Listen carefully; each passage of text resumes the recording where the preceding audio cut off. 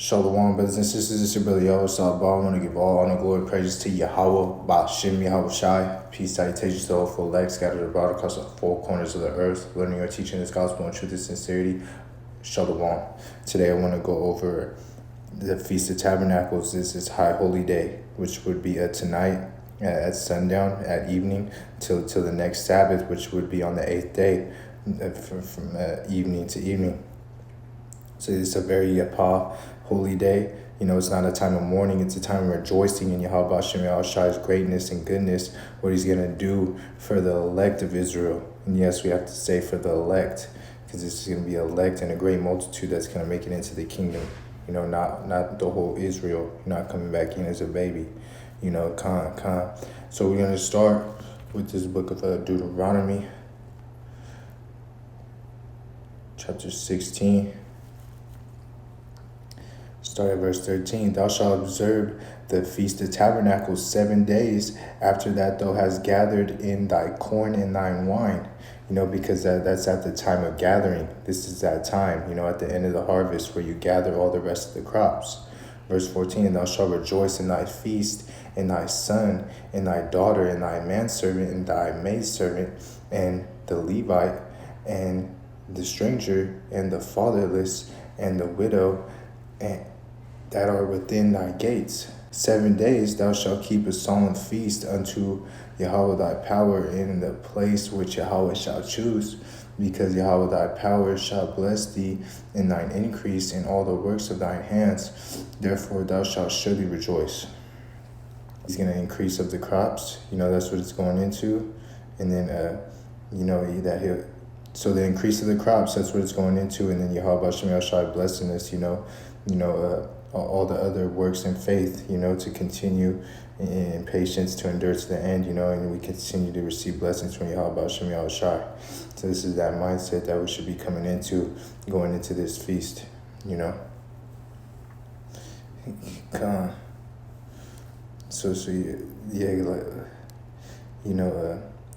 the verse 15, the increase of the crops. So verse 16, 3 times in a year shall all thy males appear before Yahweh thy power in the place which he shall choose, in the feast of unleavened bread, in the feast of weeks, and in the feast of tabernacles. They shall not appear before Yahweh empty. So this is going into the Passover, which the first verse, right here tells you, verse 16, the feast of unleavened bread, that's the Passover. And we say the feast of weeks, that's the first fruits. And then the Feast of Tabernacles, we're just celebrating right now, this High Holy Day. So so when you go to a brother's house, you want to bring something, because it says, thou shalt not appear before Yahweh Hashem Shai empty. You want to bring something to the table, whatever you can, wine or food, if you have money. So verse 17, every man shall give as he is able, according to the blessing of Yahweh thy power, which he hath given thee.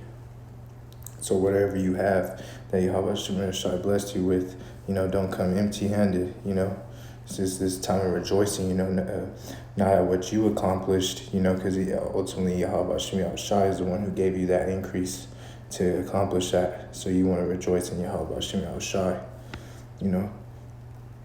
Let's get that word tabernacles. Tabernacles, sukkah, thicket, convert, booth, thicket, booth, root, or temporary shelter. Yeah, and then this is showing you, that Feast of Tabernacles, it's going into booths, it's just the same word. So it's not really a tent, because it says a root or temporary shelter. It's a rough shelter. You look up thicket in the images on Google, and it shows you like these branches right here. That would be the type of covering, that was going on, with our forefathers during that time. That's the type of covering that they would have. That would be that form of that shelter, like I'm saying. Then you have, these leaves like right here to the left, to just to cover, with the thicket, with these branches. So yeah, that's like to show it, like that would be that covering for you, like so Just that thicket, that would be their rough dwelling place, like I just showed. And we can't do that right now in these last days. We're in captivity, so we just dwell in a regular tent. But I was just showing the difference right there. So that's when they would be in those areas, they would have those thickets as their covering. And that's why we're just rehearsing the righteous acts. So we're just doing it to the best of our ability. So that would be our dwelling place would be in that tent right now, in our backyard, or you could go camping. Because that's it's not a soft individual dwelling, in that place. It's something, you want to make something comfortable for you to lay on, but it's a rough dwelling place, Yeah, because that's the point and reason for that, to humble yourself before Yahweh Shem Shai, because you're going to be in a rough dwelling place, and it's not a soft individual dwelling place, like I was saying, Salakia, and that's why you want to you would be dwelling there, for 7 days, and like I said, that's why you want to humble yourself. That's what I was trying to say. And because this is if you gotta humble yourself, and if there's things that you are used to having when you come into this high holy day, put it away. Like saying, for instance, wearing jewelry. If you're wearing that, put it away for 7 days. Because the Yahweh is off, we make it to the kingdom of the elect. And we're gonna dwell in these booths. We would be in a rough dwelling place, and we wouldn't have our crowns. We wouldn't have our jewelry on us, and we would be in there in that rough dwelling place and having a feast of rejoicing. So this is let me get right here. So let me get this. Okay, Ezra chapter 3, verse 4. They kept also the Feast of Tabernacles as it is written, and offered the daily burnt offerings by number according to the custom, as the duty of every day required. So we see, we're supposed to take a certain amount of burnt offerings in the Feast of Tabernacles, but we don't do that anymore, because the sacrifice is now us. This is let me get this one. Book of Romans chapter 12, verse 1, I beseech you, brethren, by the mercies of God, that you present your bodies as a living sacrifice, holy, acceptable unto God, which is your reasonable service. That's our reasonable service, to put our bodies up as a living sacrifice, to put our bodies are the sacrifice, like I'm saying. We put away the old man, put on a new man. We forsook this world, and we followed Yahweh Shai. We forsook everything and followed him. We gave up our desires of this world. We don't love the world. We put our bodies up as a living sacrifice. And also the prophets that go up there and preach the word on the highways and byways that's also a part of putting your body up as a living sacrifice. It's the book of Hebrews chapter 13, verse 15. By him, therefore, let us offer sacrifice of praise to God continually, that is, the fruit of our lips, giving thanks to his name. So that's our sacrifice of praise to Yahweh Shem Shai continually. The fruit of our lips, giving thanks to Yahweh Shem Shai, hoping that verse 16, but to do good and communicate, forget not, for with such sacrifice God is well pleased. That's what we want to do. We want to make sure that Yahweh Razah, this is pleasing. These are the type of sacrifices that we hope that Yahweh Shem Shai is well pleased with. Putting our bodies up as a living sacrifice and letting the labor of love continue. Let the brotherly love continue. So let's get this one. Exodus chapter 23, verse 14.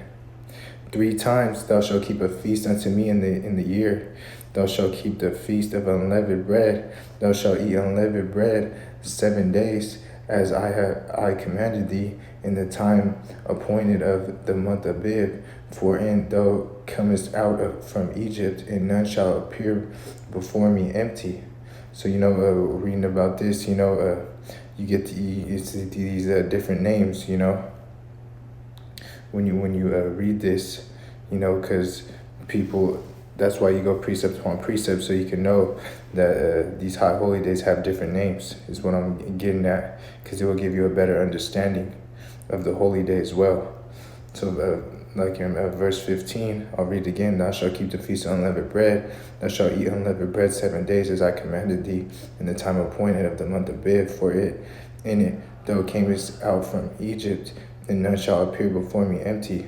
So we read about this Passover. That's what this is, because which is known as the Feast of Unleavened Breads. It's the same holy day. It's just called two different names, like I was saying.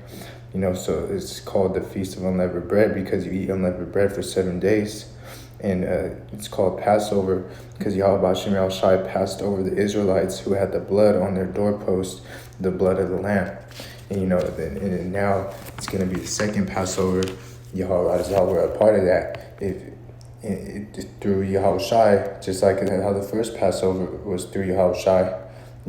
So we want to have that blood on us covered, that Yahushai, will have that mark of exemption, and we get beamed up. Come on, so like there's different meanings to the feast, and you just have to see the differences to understand it, because the feast is just not always about one particular thing as well. There's more to it. So verse 16.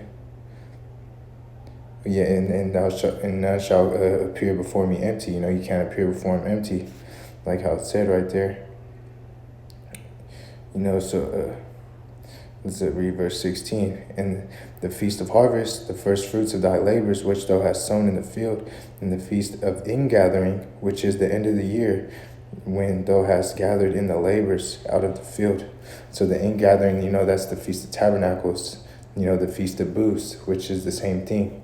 So you got for the beginning of the year, one for the harvest, the first fruits, the first harvest, and then you have one for the gathering of everything else, and, so that's how it goes. And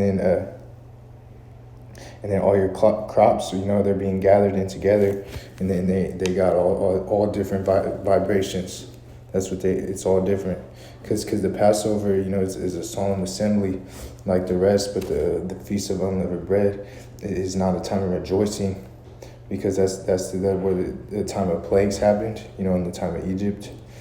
Plagues are going to come here in the house too as well, as it tells you in 2nd Esdras, chapter 15. This is spiritual Egypt, but this is what our forefathers went through in the time of Egypt.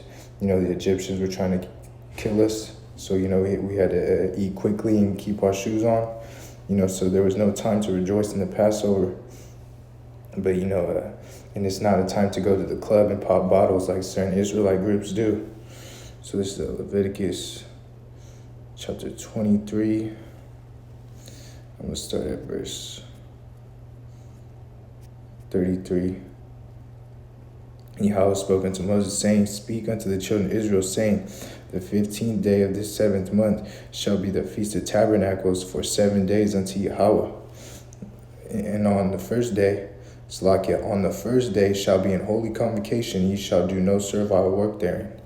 Yeah, so we see right there, no servile work, and that 8th day would be the Sabbath. If you got to count it correctly to know that it would be the 8th day would be that Sabbath from the first Sabbath. And, you got to treat it like a Sabbath, so no work.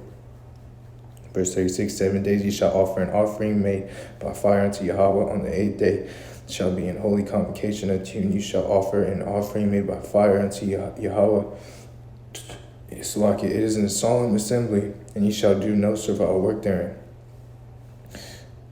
These are the feasts of Yahweh, which ye shall proclaim to be in holy convocations, to offer an offering made by fire unto Yahweh, a burnt offering, a meat offering, a sacrifice, a drink offering, everything upon his day. We're the sacrifices, like I already went into. Our body is a living sacrifice. Come on. Verse 38, besides the Sabbaths of Yahweh, besides the gifts, besides all the vows, besides all the free will offerings which ye give unto Yahweh, also in the 15th day of the 7th month, when ye shall gather into the fruit of the land, ye shall keep a feast unto Yahweh 7 days. On the first day shall be a Sabbath, and on the 8th day shall be a Sabbath. Right here, so this is like I was saying earlier, if you count it, the next Sabbath would fall on the 8th day. So verse 40, and ye shall take you on the first day the boughs of goodly trees, branches of palm trees, the boughs of thick trees, and the willows of the brook, and ye shall rejoice before Yahweh your power 7 days. Yeah, so right there, it's just saying, you shall rejoice. That's what, we were supposed to do for this high holy day. Let's look at that word, rejoice.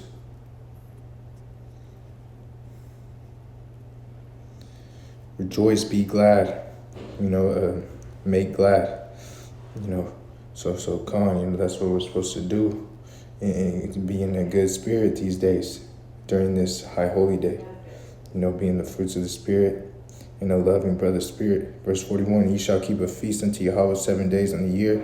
It shall be a statute forever in your generations. Ye shall celebrate it in the 7th month.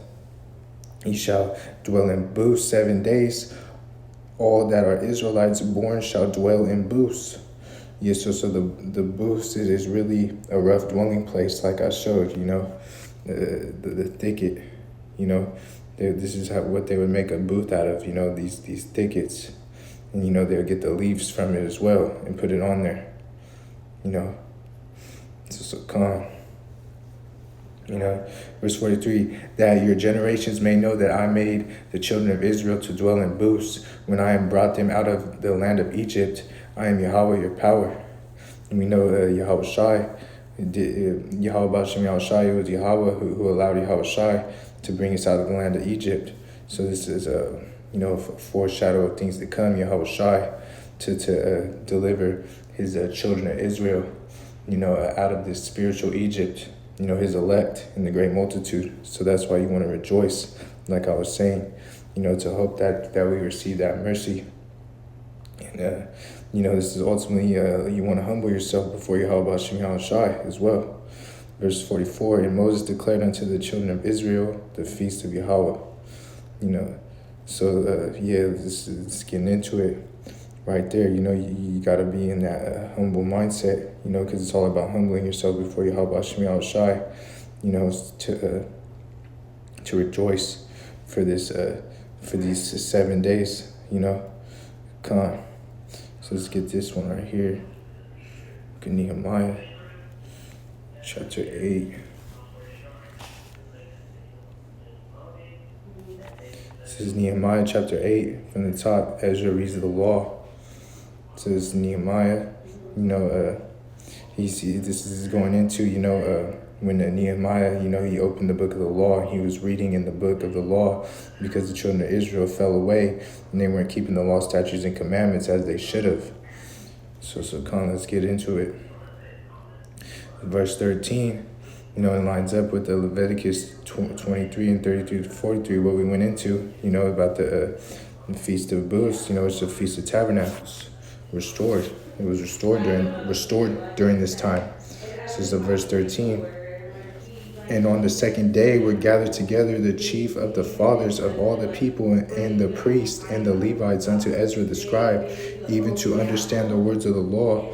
And they found in the law which Yahweh had commanded by Moses that the children of Israel should dwell in booths in the feast of the 7th month. So it's found written in the law, because they fell away. So verse 15, and that they should publish and proclaim in all their cities and in Jerusalem, saying, go forth unto the mount and fetch olive branches and pine branches, myrtle branches and palm branches, branches of the thick trees, and make booths as it's written. And this is exactly what I showed right here in these images.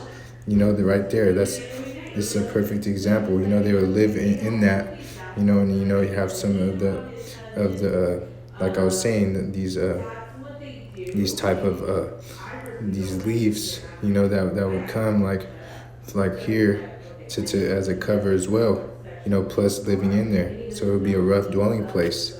This is an example of that right here. That's what you would have that imagine. That's what our forefathers would be in, that rough dwelling place. It wasn't a tent; it was a rough dwelling place. With big palm tree leaves. That's how it was. They did it like that. So verse 16, so the people went forth and brought them and made themselves booths, every one upon the roof of his house, and in their courts, and in the courts of the house of God, and in the street of the water gate, and in the street of the gate of Ephraim. And the congregation of them that were come again out of captivity made booths and sat under the booths. For since the days of Joshua the son of Nun unto the day had not the children of Israel done so, and there was very great gladness. So they fell off and they came back to Yahweh Shem Yahushai, into the law, statutes, and commandments of the ways of the law of Moses. And they were in gladness and rejoicing and keeping the feast of Tabernacles. Verse 18, also day by day, from the first day until the last day, he read the book of the law of God, and they kept the feast 7 days. And on the 8th day of the solemn assembly, according unto the matter. They were keeping the Feast of Tabernacles according to the law. John chapter 7, the Jews, they were keeping this custom as well. The Feast of Tabernacles as well. Time of Yahweh Shai, he kept it as well. He was just out of a public view. So Yahweh Radazar, this lesson was edifying. Shalom.